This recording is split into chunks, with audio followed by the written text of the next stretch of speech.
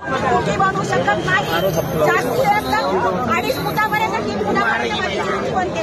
त्याच्यावरती अजिबात बनवू शकत नाही. तुम्ही मातीची मूर्ती पूजेची सक्तीची करा. तुम्ही पूजेची मूर्ती असेल ना ती मातीची मूर्ती घ्या.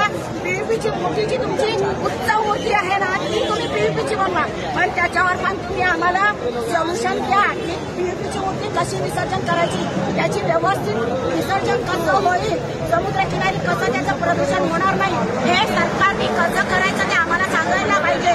आणि एक गोष्ट अजून पण एवढे बिल्डिंग उभ्या राहतात, कन्स्ट्रक्शन चालू आहे, त्याचं प्रदूषण होत नाही. त्याच्यासाठी सिमेंट पीओपी वापरली जात नाही का?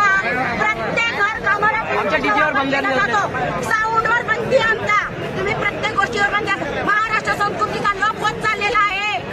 इथे महाराष्ट्र संस्कृती जागृत झालीच पाहिजे.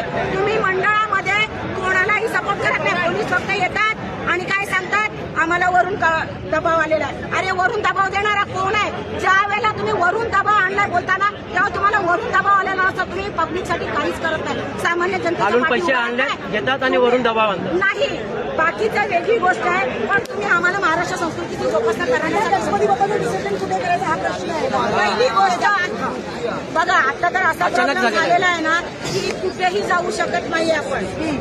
ना मारवेला जाऊन देत आहेत, ना आपल्याला डिंगेश्वरला जाऊन देत आहेत. धानुकरवाडीमध्ये आमची माणसं 3-4 वेळा जाऊन येत. तिथे 2 फुटाच्या मूर्ती काय कोणीही नाही आहे धानुकरवाडी.